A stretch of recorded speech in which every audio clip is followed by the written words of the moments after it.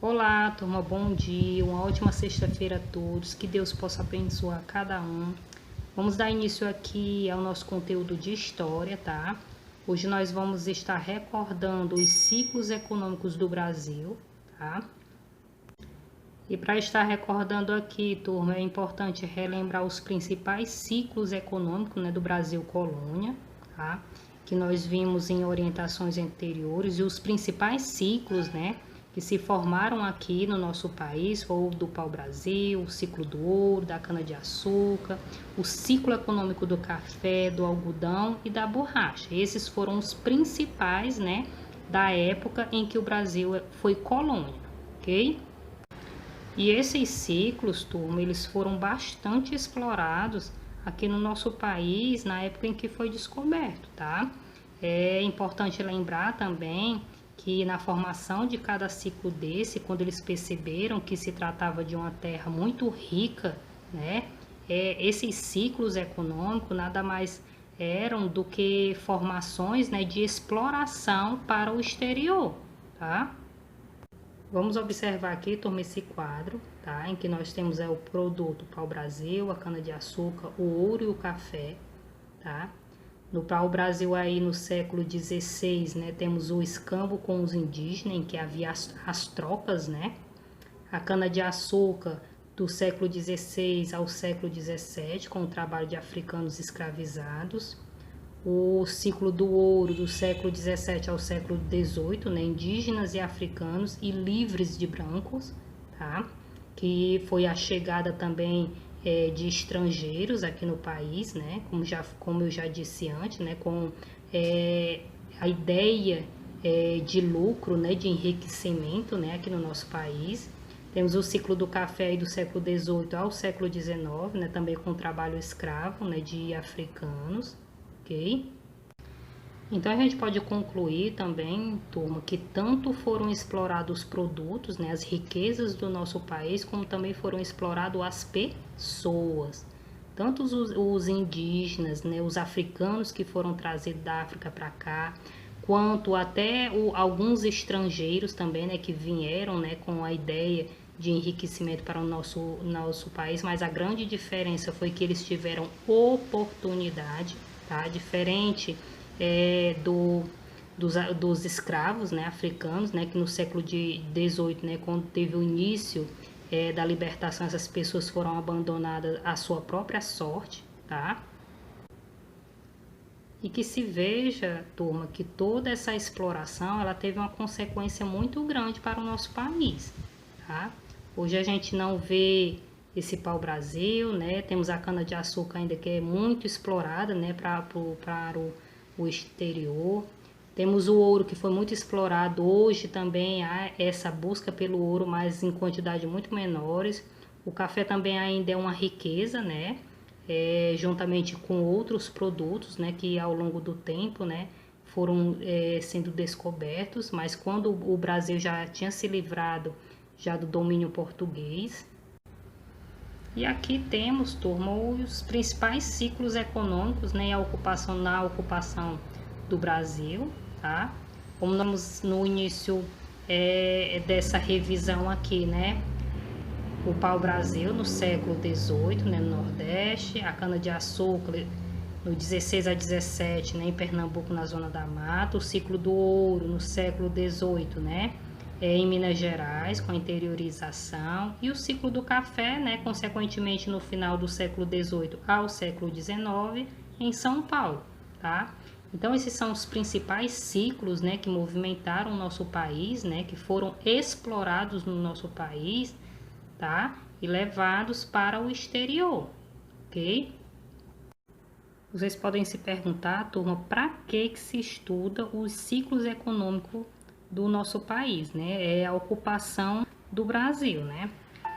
E eu digo para vocês, turma, que estudar esses ciclos, eles nos ajudam a compreender o cenário em que se passou o nosso país no período colonial, tá?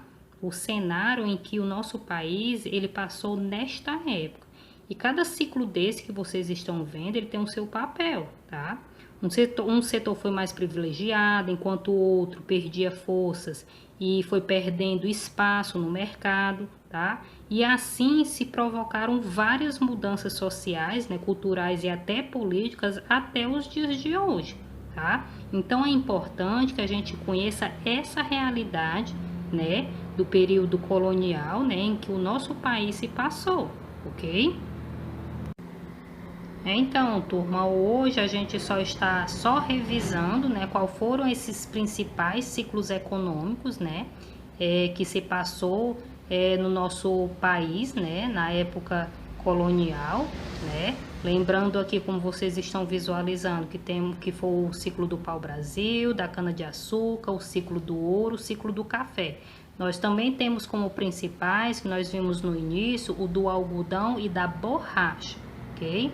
Então, esse vídeo hoje é só para a gente estar recordando esses ciclos econômicos, tá?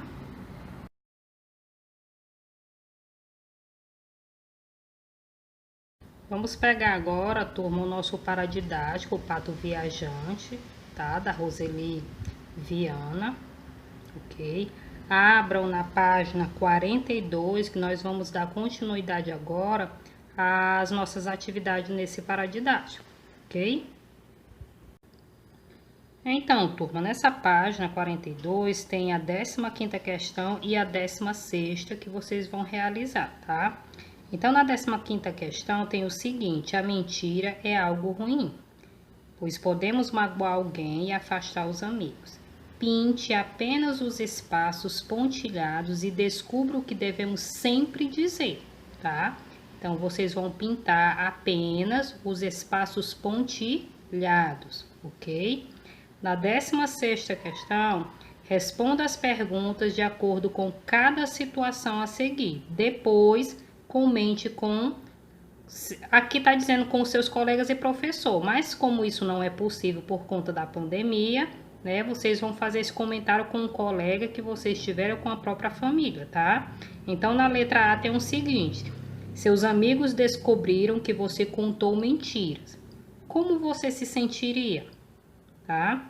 Na letra B, o que você diria a um amigo que mentiu? O que você diria a essa pessoa? Letra C, você mentiu para seus amigos, mas depois se arrependeu.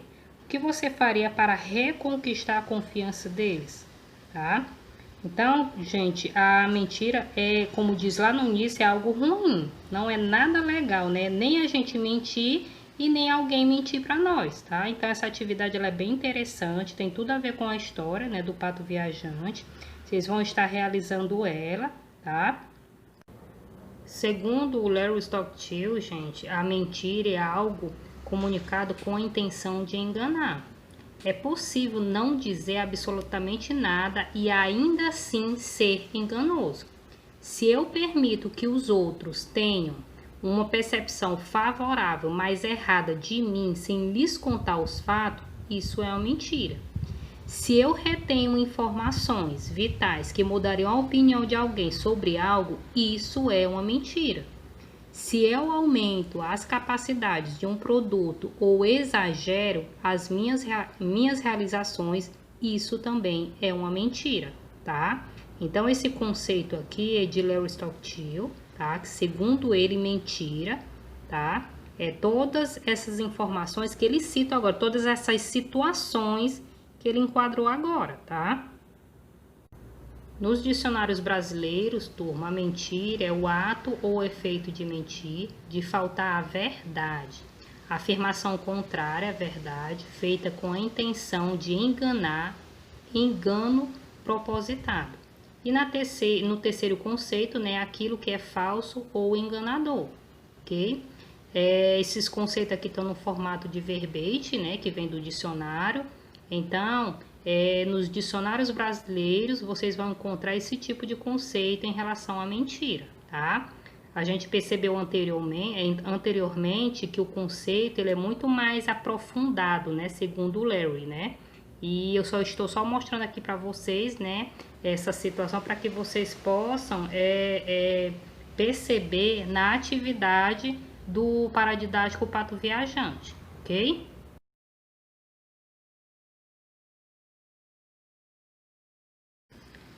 Um dos temas, turma, que nós estudamos no livro de artes é o autorretrato, tá? E o que é esse autorretrato? Nós podemos definir o autorretrato como um registro que alguém faz de si mesmo, tá? Ou seja, né, o autorretrato ele pode ser realizado através de um desenho, de uma pintura, uma escultura, de uma fotografia ou ainda em uma poesia ou um outro texto verbal, tá? Ou seja, o autorretrato é o espelho do artista. Nele se espelha e se reflete sua imagem e a imagem de seu mundo, de sua época e de seus valores, ok? O autorretrato, turma, ele sempre acompanhou o ser humano no desejo de registrar sua imagem, sua existência. Em busca pela autoimagem, né, foi se modificando no decorrer do tempo. O autorretrato é o espelho do artista e nele o artista ele vai refletir sua imagem, sua personalidade, seus valores, sua época, sua maneira de ver a arte e de ver o mundo. Eu vou trazer aqui para vocês, turma, algumas personalidades, né, conhecidas mundialmente, tá? Que fizeram o registro da sua própria imagem para que vocês conheçam, tá? Nós temos aqui, turma, Frida Kahlo, tá? Que foi uma pintora mexicana que criou muitos retratos e altos retratos, tá? E obras inspiradas na natureza e nos artefatos domésticos, ok? É uma pessoa muito conhecida mundialmente. Nós temos aqui agora, turma, o autorretrato de Tarsila do Amaral, que foi uma pintora, desenhista e tradutora brasileira. É uma das figuras centrais da pintura e da primeira fase do movimento modernista no Brasil, de maior importância, tá? Aqui, turma, nós temos o autorretrato de Van Gogh, que foi um importante pintor holandês, né, um dos maiores representantes da pintura pré-impressionista, considerado uma das figuras mais famosas e influentes da arte ocidental. Ele criou mais de 2.000 trabalhos, né, em pouco mais de uma década. Então, o Van Gogh ele tem uma influência mundialmente gigantesca, tá? E suas obras de uma beleza, né, de um impressionismo incrível. Aqui, turma, nós temos o pintor neo-renascentista, né, Manuel Cabral. Okay? Ele é um português, né, que entrou para a história da arte mundial ao pintar o primeiro autorretrato de uma outra pessoa, né? Críticos de todo o mundo, ao saber disso, estiveram em Lisboa para presenciar o quadro, né, que foi chamado de O Outro de Si, que foi bem inteligente, né, da parte do pintor. Então, essa obra, ela retrata bem esse neo-renascentista, né, que nascia nesta época.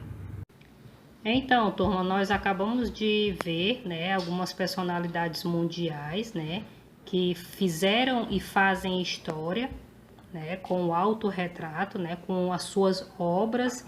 Então, esse vídeo de hoje é apenas para que vocês possam ter o conhecimento do que é o autorretrato e o que esse autorretrato representou na vida de cada uma dessas pessoas citadas, tá?